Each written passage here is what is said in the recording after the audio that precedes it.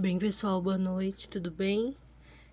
Eu vou começar o vídeo da aula de hoje, do dia 14.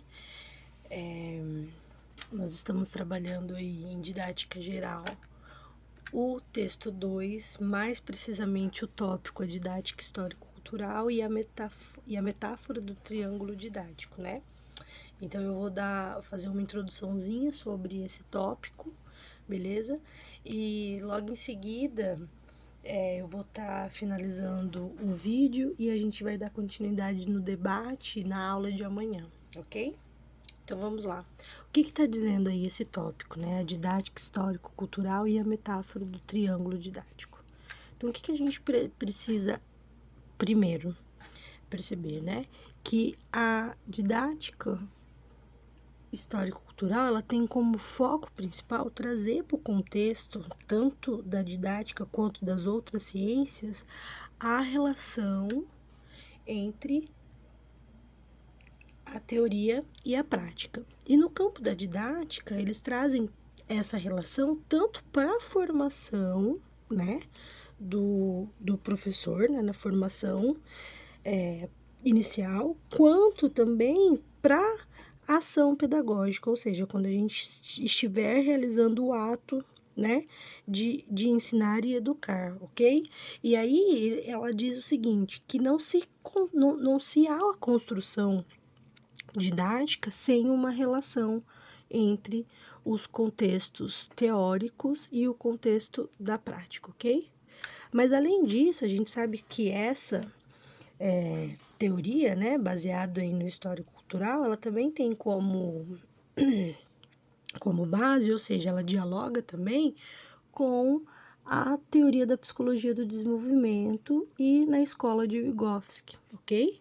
Ou seja, né, ela leva em consideração as etapas, né, do desenvolvimento, ou seja, aquela criança ela está passando por tal desenvolvimento, então ela deve aprender de tal maneira, né?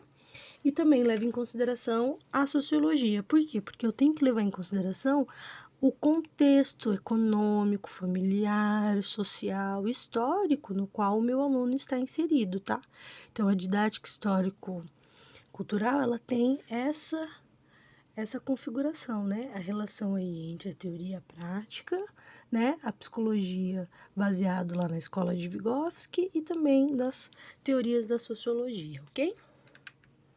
E aí a gente pode dizer que essa teoria, né, ela entende a educação como um ato de produzir, direta e intencionalmente em cada indivíduo singular, a humanidade que é produzida histórica e coletivamente pelo conjunto dos homens. Em outros termos, isso significa que a educação é entendida como mediação no seio da prática social global. A prática social se põe, portanto, como ponto de partida e o ponto de chegada da prática educativa. Daí decorre um método pedagógico que parte da prática social, onde o professor e o aluno se encontram igualmente inseridos, ocupando, porém, posições distintas, condições para que travem uma relação fecunda na compreensão e encaminhamento da solução dos problemas postos pela prática social, cabendo aos momentos intermediários do método identificar as questões sucintas pela prática social, ou seja, a problematização, e dispor os instrumentos teóricos e práticos para sua compreensão e solução, ou seja, a instrumentação, e viabilizar sua incorporação como elementos integrantes da própria vida dos alunos, ou seja, a catarse, ou seja, aquilo que ele aprendeu, né, aquilo que ele vai levar para a sua vida. Ok? Então, isso aqui é o resuminho do que é essa teoria, tá bom?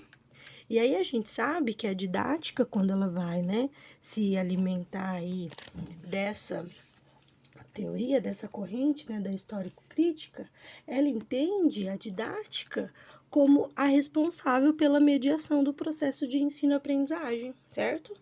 E essa relação, ela só acontece por meio, né, do triângulo didático, ou seja, da relação entre o professor, o conteúdo e o aluno, né?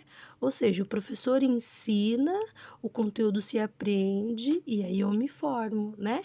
Lembra aqui, ó, que no no slide anterior, ele falou da questão da problematização, da instrumentação e da catarse, ou seja, dentro do triângulo didático, o ensinar, o aprender e o formar. A catarse está aqui, ó, na formação do aluno, tá?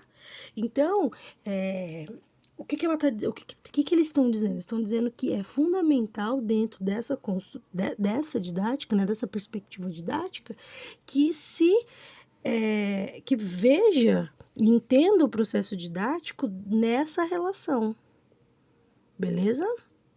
E para que essa relação ela se sustente, né, a gente tem aí, a partir dessa relação e da dinâmica dela, que surge aí as categorias didáticas que o texto está trazendo para gente, né?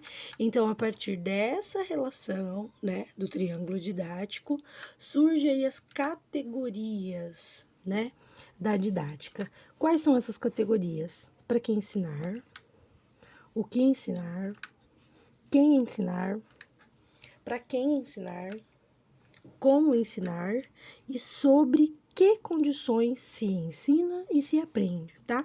Então, toda essa categoria da didática faz parte do conteúdo da didática. Então, toda didática, ela vai se debruçar a compreender essas categorias, né? Para que, o que, quem, para quem, como e em que condições ensinar, ok?